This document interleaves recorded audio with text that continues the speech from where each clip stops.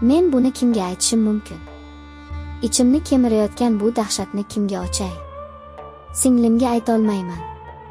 Dugonamga aytolmayman. Erimga aslo aytolmayman. Balki shunchaki qog'ozga to'ksam yengil tortarman. Men oddiy o'zbek ayoliman. Yo'q. Oddiy deya olmayman. Endi oddiy emasman. Men iflosman. Men xoinman. Va men qo'rquvdan nobud bo'lyapman. Erim Botir. U yaxshi odam. Haqiqatdan ham yaxshi. Mehnatkash, kamgap, oilam deb yonib kuyadi. Lekin u meni ko'rmaydi. Men uning uchun uyimdagi chiroyli bir guldonman xolos. Suv quyadi, changimni artadi, lekin men bilan gaplashmaydi. Mening ichimda nima kechayotgani unga qiziq emas. Balki u shunchaki charchagandir. Bilmayman. Men ishlayman. Katta bir idorada hisobchiman. Raqamlar, zerikarli raqamlar. Hayotim xuddi shu raqamlar kabi bir tekis, rangsiz edi. Tong ish, uy, kechki ovqat. Keyin u paydo bo'ldi. Sardor.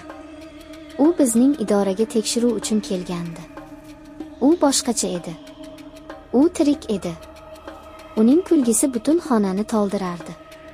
Uning ko'zlari o'sha ko'zlar. Ular qora, olovli edi. Ular menga qadalganda men erib ketayotgandek tuyulardim. Biz asta gaplasha boshladik. Avvaliga ish haqida. Keyin shunchaki hayot haqida. U menga yoqimli gaplar aytardi. Siz bunchalar aqllisiz. Bunchalar go'zalsiz. Yuragim gupillab ketardi.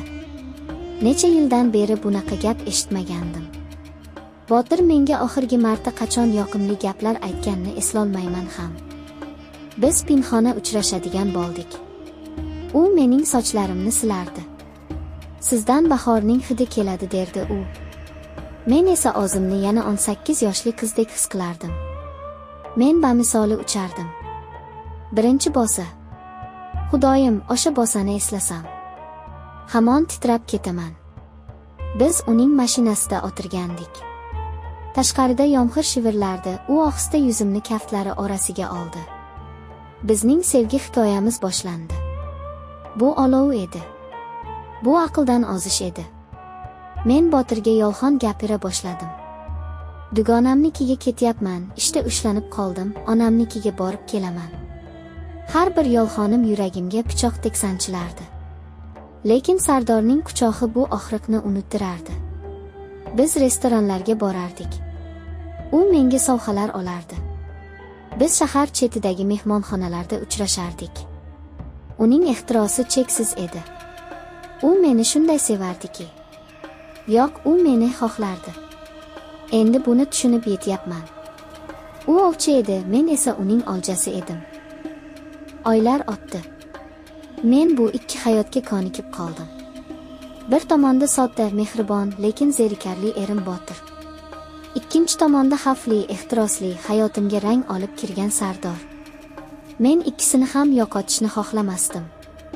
Qanchalik jirkanch eshitilmasin, bu haqiqat edi. Ammo vaqt o'tib ehtiroslar sona boshladi. Uning o'rnini qo'rquv egalladi. Telefonim jiringlasa, cho'chib tushardim. Erim Botir telefonimga qarasa, yuragim to'xtab qolay derdi.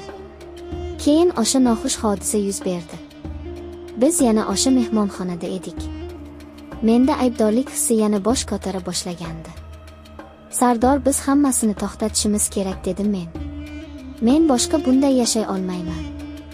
Uning yuzi bir zumda o'zgardi. O'sha mehribon, kulib turgan ko'zlar muzdek toshga aylandi. Nima deding, dedi u sovuq ohangda. Men charchadim. Keling, hammasini tugataylik yaxshilikcha. U kuldi. Qahqah otib kuldi. Bu kulgi qo'rqinchli edi. Tugatmoqchimisan? Shunchaki xayr deb ketmoqchimisan? U menga yaqinlashdi.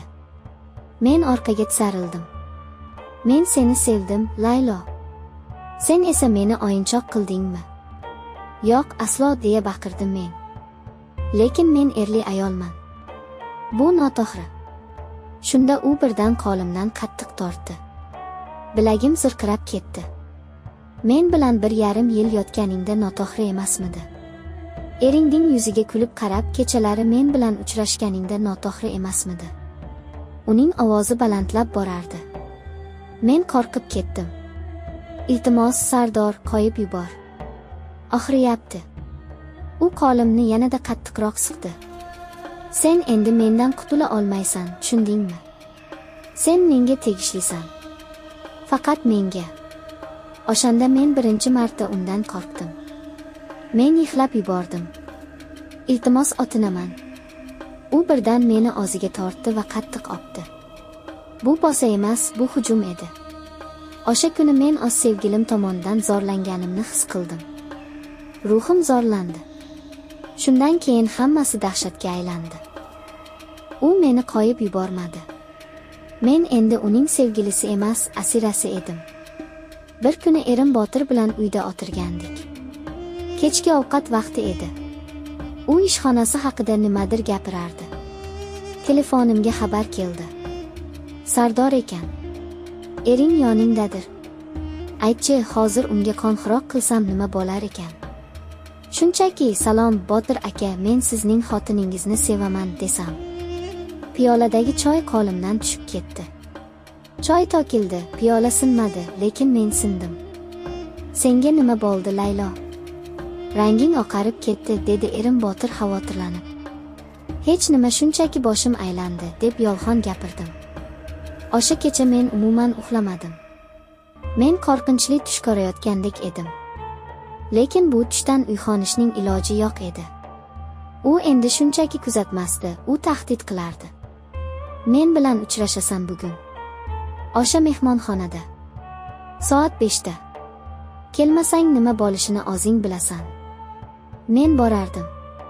Qo'rquvdan qaltirab borardim.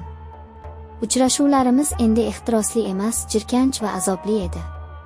U menga xo'jayindek muomala qilardi. Men esa uning qulidek itoat qilardim. Chunki men erim Botirdan qo'rqardim.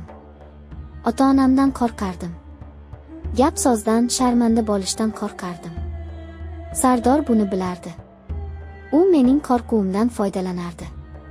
Bir kuni men qaror qildim. Bas, nima bo'lsa bo'lsin. Axir bunday yashash mumkin emas. Men unga qo'ng'iroq qildim. Sardor, men boshqa sen bilan uchrashmayman. Nima qilsang qil. Erimga aytasanmi, dunyoga jar solasanmi, baribir. Men charchadim. Bir necha soniya sukunat bo'ldi. Keyin u kuldi. Qo'rqmas bo'lib qoldingmi, Layloxon? Yoki yangi o'yin boshladingmi? Bu o'yin emas. Men o'zimni osaman, lekin sening oldinga boshqa bormayman. O'zingni osasan. U yana kuldi. Shoshma. Men senga hozir bir narsa yuboraman. Keyin yana gaplashamiz. 1 daqiqadan so'ng telefonimga video keldi. Qo'llarim qaltirab videoni ochdim. Bu biz edik. O'sha mehmonxona xonasida. Biz yalang'och edik. U xonaga yashirin kamera qo'ygan ekan. Nafasim tiqilib qoldi. Ko'z oldim qorong'ulashdi. Telefon qo'limdan tushib ketdi. Men qichqirib yubordim. U yana qo'ng'iroq qildi. Men zo'rg'a javob berdim. Xo'sh, jonim, dedi u muloyim, ammo zaharli ohangda. Video yoqdimi? Bunaqasi menda ko'p. Juda ko'p. Endi tasavvur qil, shu videolar Botirjoningning telefoniga tushsa. Yoki otangni. Yoki ishxonangdagi hamkasblaringni guruhiga tashlasam. Men xo'ngrab yig'lardim. Endi tushundingmi, Laylo? Sen hech qayoqqa ketmaysan. Sen meniksan. Men seni qachon xohlasam chaqiraman. Sen esa itdek yugurib kelasan. Tushundingmi? Shu kundan boshlab men o'likka aylanganman. Men yuradigan murdaman. Men nafas olaman, ovqatlanaman, Botirga jilmayaman, ishga boraman. Lekin ichim bombosh. U meni xohlagan vaqtda chaqiradi. Ba'zan u o'zining iflos ishlarini qiladi. Men esa jimgina chidayman.